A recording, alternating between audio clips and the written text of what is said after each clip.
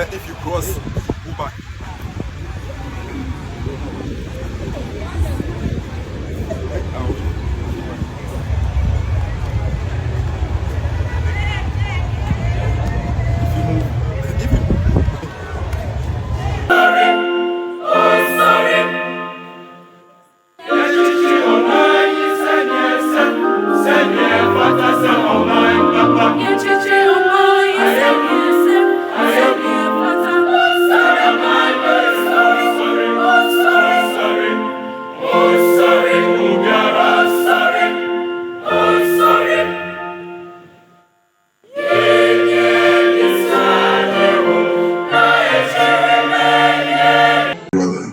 More than a friend.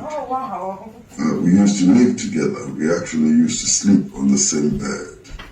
And he's been quite fantastic. In spite of all the problems, he's kept to his line and has contributed significantly to shaping the course of democracy in our country. Unsettles convenient myth and demands a new ethical orientation. But it is also a work of great hope. It affirms that the struggle for reparations is legitimate, urgent, necessary, and transformative. Ladies and gentlemen, let's welcome His Excellency John Dramani Mahama with a standing ovation and a round of applause, please.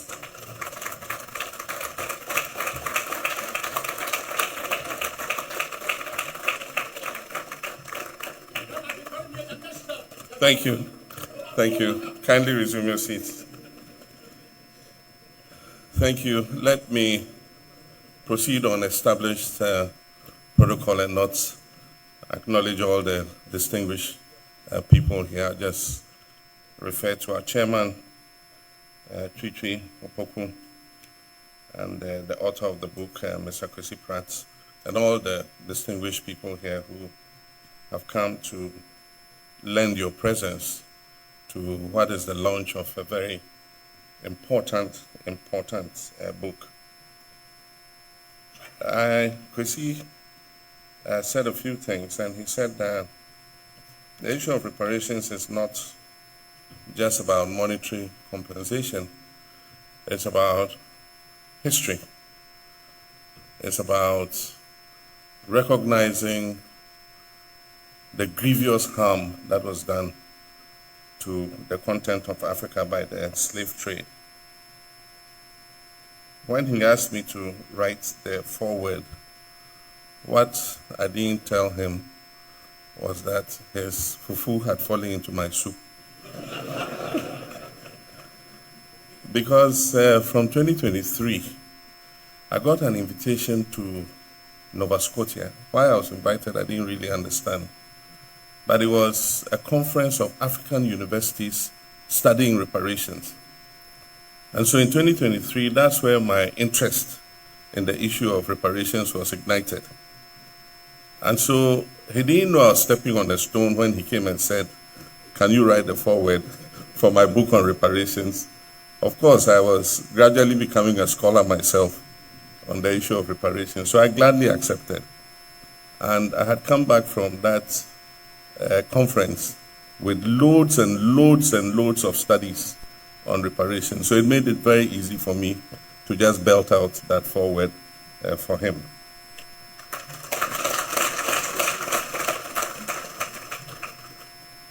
And when he came to Malabo to pre-launch the book, we ordered some copies, and I very happily distributed it amongst my fellow presidents. What I have to admit to him is that because I couldn't find him of his absence when I distributed the book, they asked for an autograph, but the author wasn't there, and so basically I autographed on your behalf.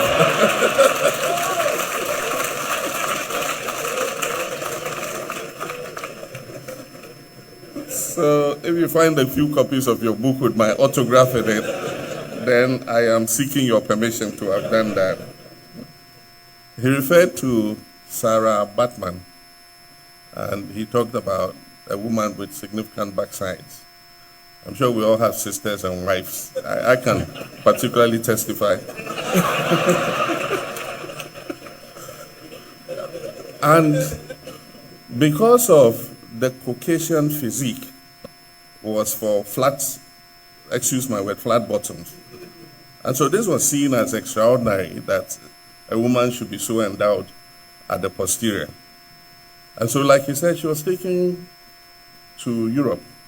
She was South African, and she was taken to Europe by two people who promised her a good life and a lot of money if she would play along.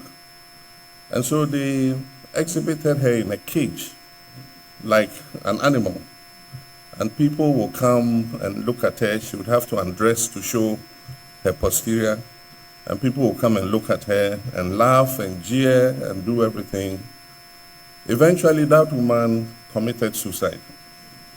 I mean, the humiliation, the degradation was too much to bear.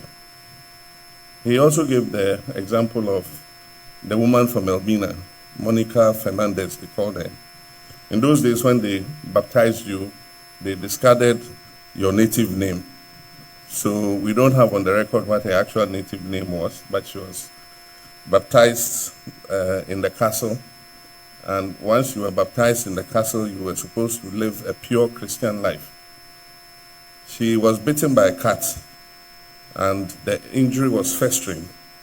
And so, I mean, like all Africans would do, she went to a herbalist to see if she could get a cure for the cat bite.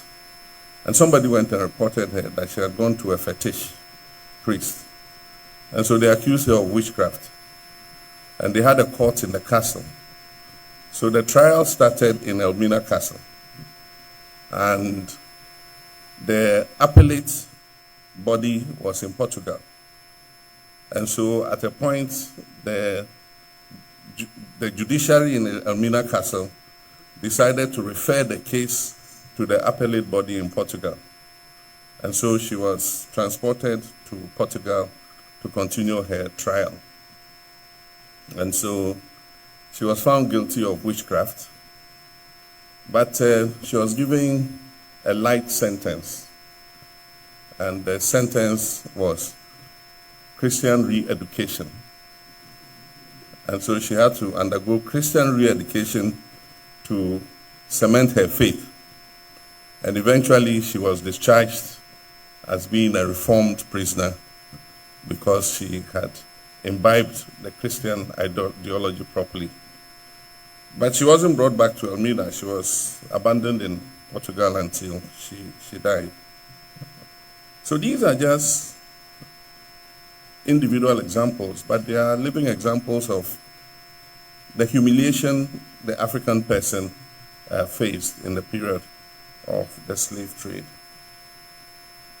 Cabral has done a beautiful review of the book, and Kwesi also spoke, and all of them mentioned the middle passage.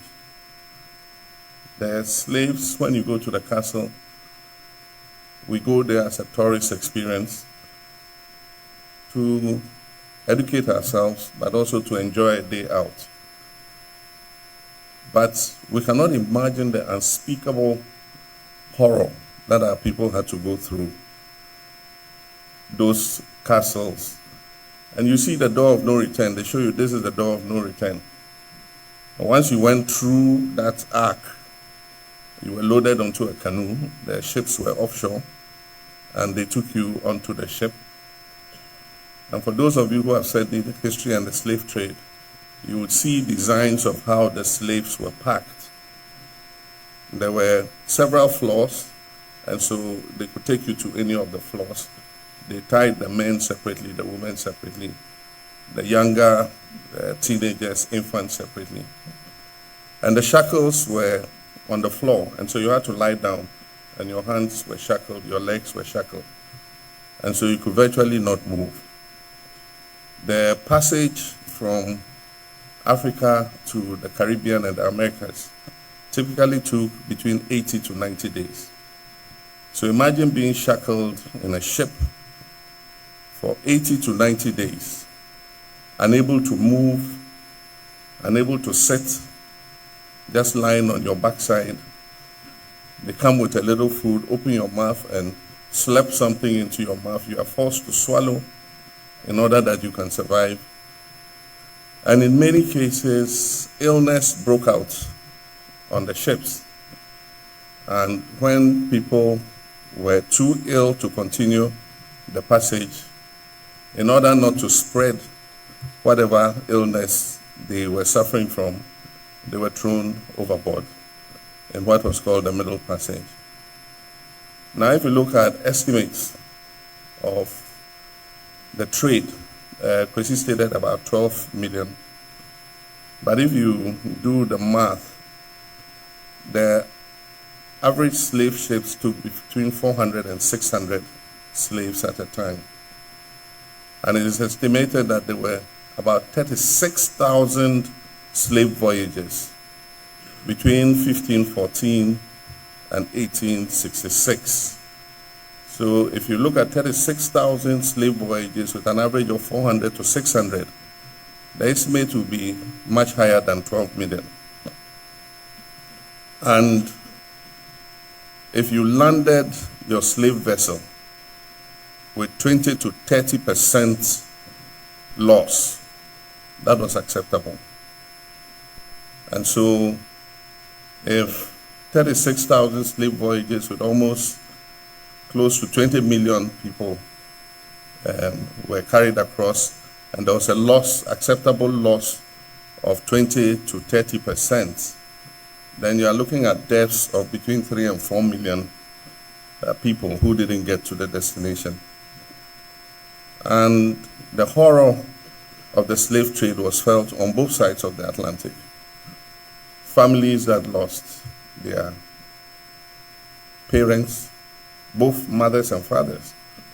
And so a lot of children were orphaned because their fathers and mothers were enslaved and forcibly removed.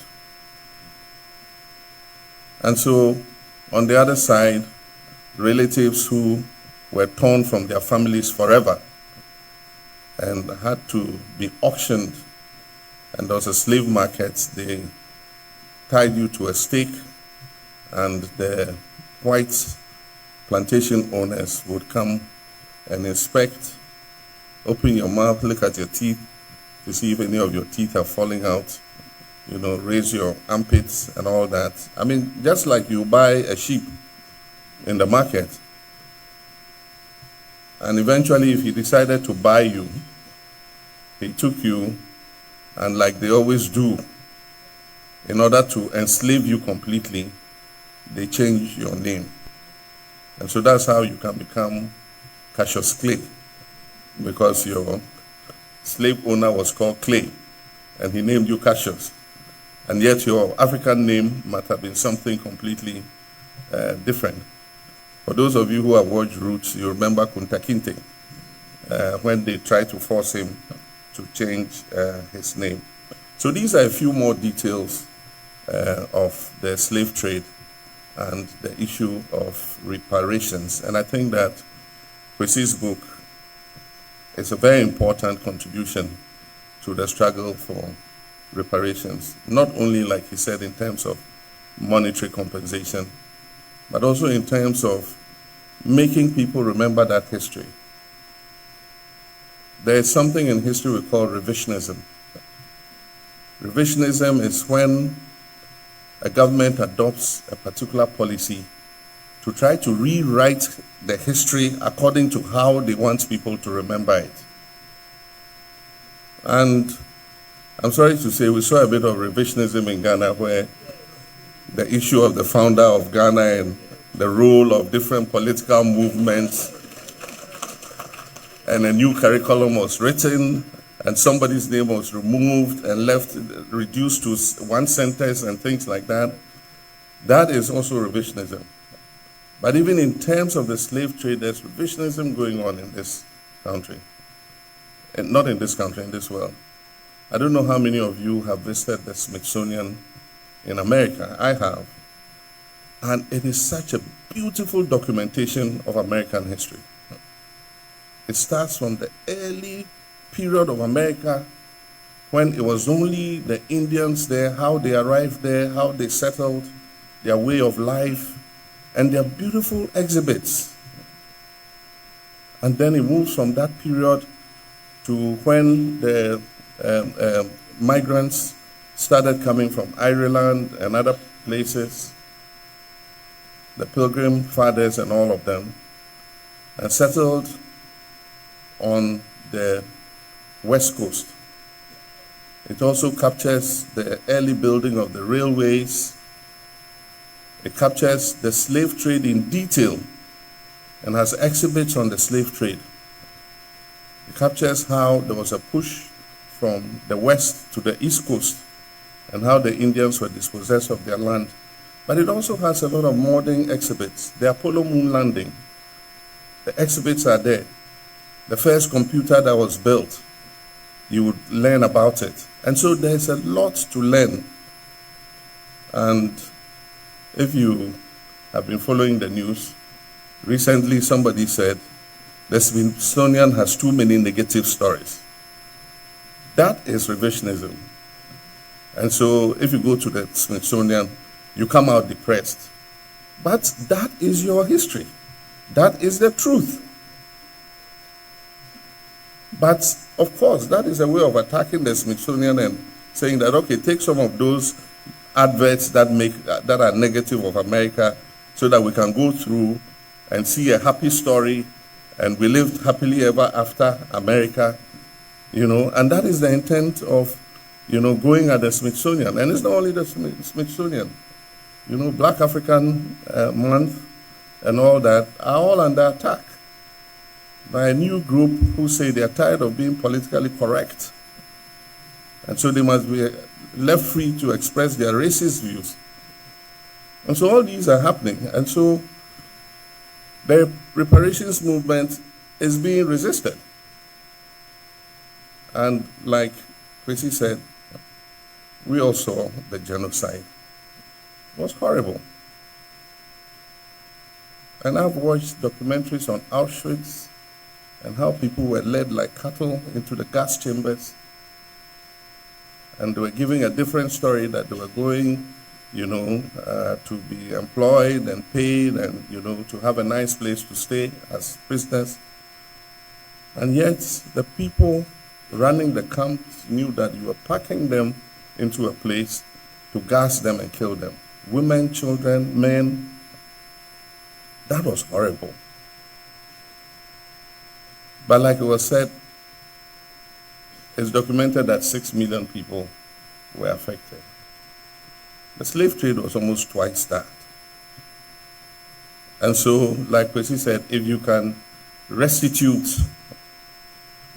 for that, why can we not demand restitution for what was the most criminal human enterprise known to history?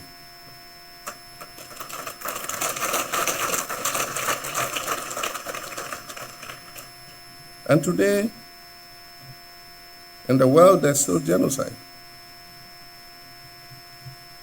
We're seeing images that are reminiscent of what happened in the Second World War. We're seeing emaciated children. We're seeing people being starved slowly. We're seeing people being displaced. We're seeing people whose homeland is being converted to be turned into a Riviera. And we must have the courage to speak about these things.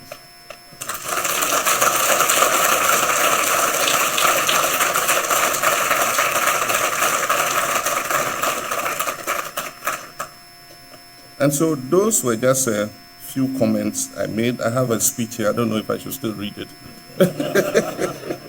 But I guess I should for the record. So here goes. This evening's gathering is both solemn and celebratory. Solemn because the subject matter, reparations, compels us to reckon with the unfinished business of history. Celebratory because we are here to honor the tireless scholarship and activism of Mr. Kwesi Prat Jr., who has gifted us this monumental work. The title of the book itself, Reparations, History, Struggle, Politics, and Law, captures the breadth of the challenge before us. Reparations are not simply about money. They're about truth. They're about justice.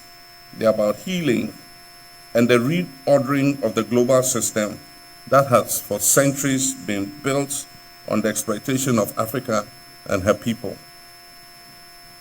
In the foreword to this book, I reflected on how the transatlantic slave trade, colonialism, and the structures of racial capitalism were not accidents of history. They were deliberate and coordinated systems of plunder supported by religious edicts, enforced by colonial armies, and legitimized by political institutions. Yet, as the author Kwesi Prat Jr.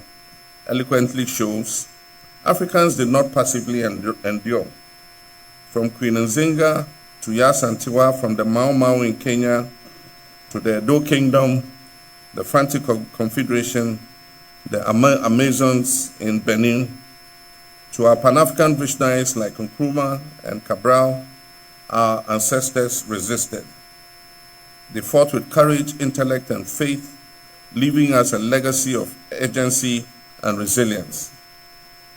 Reparations are not charity, they are moral, legal, and political obligation.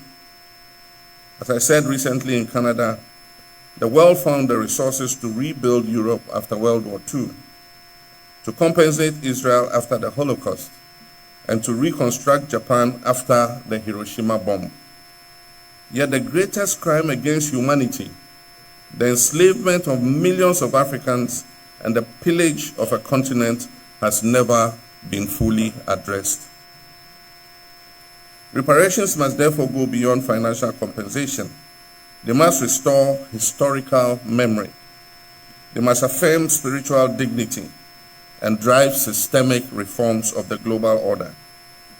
They must inspire curriculum changes in our schools, structural reforms in global trade and finance, and a reimagining of international governance. I speak here not only as the President of the Republic of Ghana, but also as the AU champion for reparations. The AU has rightly declared reparations as the theme of the decade. And I must say it was the theme for this year, 2025, January to 31st December. But when we went to Addis the last time, the decade from 2025 to 2035 has been declared by the AU as the decade of reparations.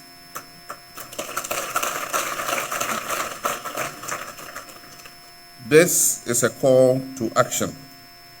We cannot continue to accept global double standards. Africa must demand fairness, equity, and justice.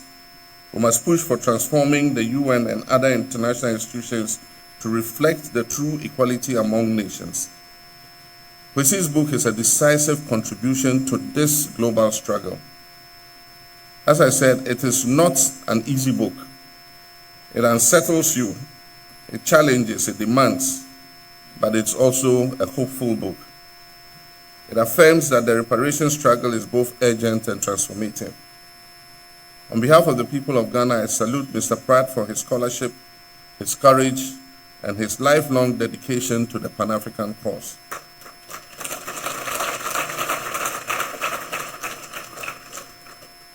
The struggle for reparations is not merely about the past. It is about the future. It's about building a just world where Africa and her diaspora stand tall, not as victims of history, but architects of a new and equitable order. As we launch this vital work today, let us all recommit ourselves to this cause. Let us mobilize our youth, our women, our intellectuals and diaspora communities, and let us carry forward Nkrumah's vision and our forebears' sacrifice. Reparations are not a dream deferred, they are a demand whose time has come. And I thank you all for being part of this historic moment. May God bless Africa, may God bless Ghana, and I have the privilege to launch the book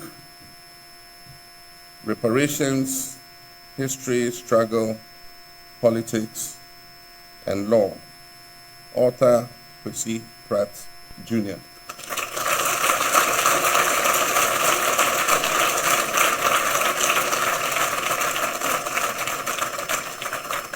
Why? Today no fireworks. They have some cheer. So I declare the book duly launched.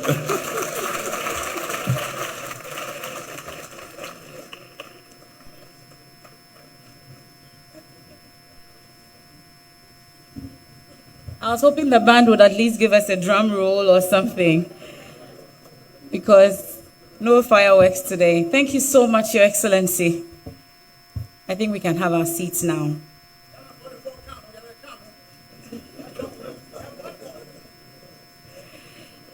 The moment is here. The book has been finally launched. And at this point, everyone will need a copy. And so the president will take leave of us now. Ladies and gentlemen, the president says he wants you to feel free and give. So he will want to take leave of us at this point. Then we can continue. 10,000. Thank you. Mr. President Kufuor, thank you. So ladies and gentlemen, please, shall we rise? And then we'll see you of the president. Thanks for watching. Please like, subscribe, and click on the bell for more updates.